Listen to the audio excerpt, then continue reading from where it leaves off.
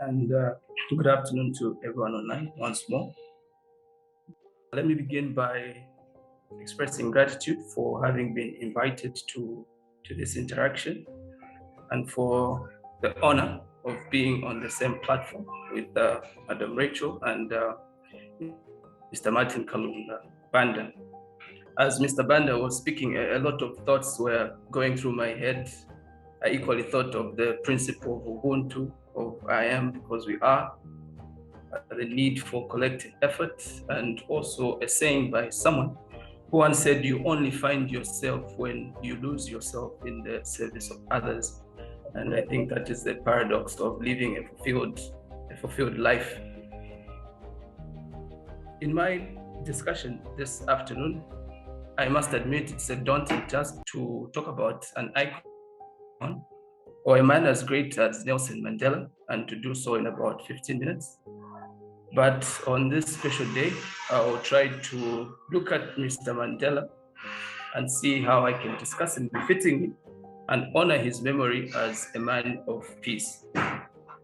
Now, as you notice, I would want to call him a man of peace and not a peaceful man, because I feel often we take it for granted that we tend to think of men and women who are peace advocates as naturally peaceful individuals, and peace as a form of subjugation to situation or passive acceptance of injustice. However, Nelson Mandela was anything but passive. This is a man who was chosen as the national volunteer in chief in 1952 for a defiance campaign against six unjust laws. He was equally a man who was a founding member and the commander-in-chief of the Umkhonto Wesizwe, which was the militant wing for the ANC. And he equally did a course in military training that was in Algeria in 1962. So as Alison Hawkins once put it, first and foremost, we must remember that Mr. Mandela was a freedom fighter. He was one who was resolute in his desire for national liberation.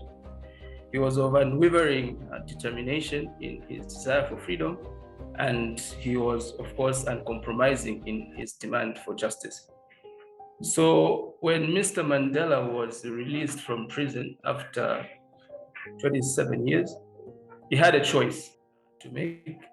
He could have either been filled with hatred, anger, and resentment and chosen the path of revenge, or he would have chosen to, as President Lincoln once put it, to be guided by the better angels of his nature. And I think it's the decision that he made that defines his legacy. I also want to remind everyone of the day that Nelson Mandela was released from prison. There's an interesting story. At the time, President Bill Clinton was the president of the United States. President Clinton, it is said, woke up very early and woke up his family very early to watch the press conference where Mandela was being released. And the president could not help but notice some form of anger in the face of Nelson Mandela as he was released from prison. So when they had time to interact, and at the time, Nelson Mandela was the president of South Africa, President Bill Clinton asked him about that event, what had occurred, and the response which Nelson Mandela gave, he actually agreed to say, I can't believe that you actually noticed that, and he was ashamed that it had been captured on camera. He agreed that indeed, as he was released from prison, he had flashes of anger as he looked at all those that were observing him, and the fact that he felt they had stolen 27 years of his life.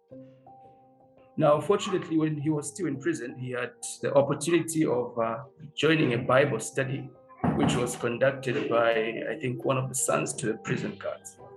So when Nelson Mandela had those flashes of anger upon his release, he said a voice spoke within him, which he calls the spirit of Jesus, which told him to say, Nelson, when you were in prison, you were free.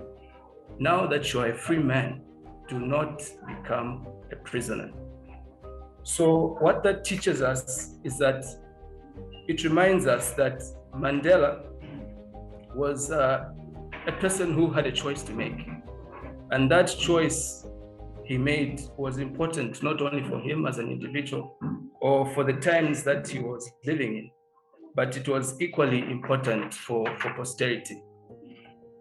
And I also want to mention that Nelson Mandela is remembered as an icon of peace, not because, as most people would think, that he was a peaceful person.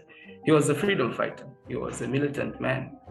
And yet he was, as a man of peace, someone who had the courage. And that's what it took. It took courage for him to realize that it was only through nonviolence, unity, and reconciliation that he could achieve his objective, his goal, which was to end apartheid and to end also the oppression of the Black South Africans. This was very pivotal in that country's history, and it is something that we have all learned from across the African continent. So as a man of peace, we learned that from Mandela, it takes more than just a profession of peace, but it really takes commitment to be a man of peace. And as earlier mentioned by the other speakers, this also reminds us of our moral obligation, this moral obligation to the cherished values of Africa. And those are partly what is made up of what we have come to know as Ubuntu, the ideology of I am because we all are. So Ubuntu speaks to the values of equality, justice, compassion, and community. These are values we must always cherish as Africans, and we must never let these values go. I would equally add to what Mr. Banda said. Some of the problems that we are seeing across the continent as a result of us acting in violation of these values. Some of the behavior we are seeing is not only criminal, but it's un-African, because that is not the way we understand the African culture and the values we uphold so dearly. We also learn from Mr. Mandela that what actually divides us is not our ethnicity or the diversity in our countries on the continent. It is not our religion, our color, or our race, or our political affiliations. What actually divides us as free individuals is the division is simply between those that cherish peace and democracy and those that don't. It is for this reason that Nelson Mandela is said to have been such a peace icon, because he managed to find the peace within himself, first and foremost, which helped him know the kind of leader he needed to be for his country.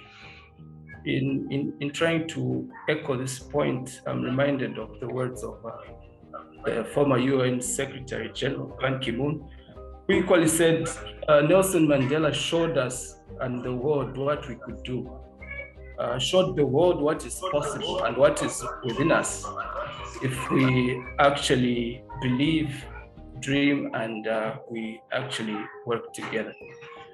So Nelson Mandela as an icon of peace, there's a lot that we can actually learn. But the greatest thing that we can learn from him is that peace is actually a choice. This is a choice that we all have to make. It's something that requires courage and commitment from everyone. It is something that requires one to put others before self. And it is something that requires us to actually understand that every decision we make not only affects ourselves and the current and the present, but equally affects the future. So finally, maybe lastly, as as a point, last but not the least, of course, I would also want to mention that in his own writing, when he talks about the choice we have to make between violence and peace, in the book, I think The Long Walk to Freedom, Mandela said, people need to learn how to hate. And if people can learn how to hate, they can also be taught how to love. So as we remember Nelson Mandela on this very special day, let us not simply remember him, as many people do, as the peaceful old man, but as a freedom fighter, as a person who was resolute, courageous, as a person who was a champion of justice, and also as a person who gave his life to try and unite and break down the barriers that had existed previously in his country. If you talk about things to do with justice, things to do with courage, compassion, and human understanding, these are the values that actually define what we can call an icon of peace. And indeed, these were the values that defined the man we are talking about today as Nelson Madiba Mandela. So I thank you everyone for listening, and I'll hand over the mic back to Grace. Thank you so much.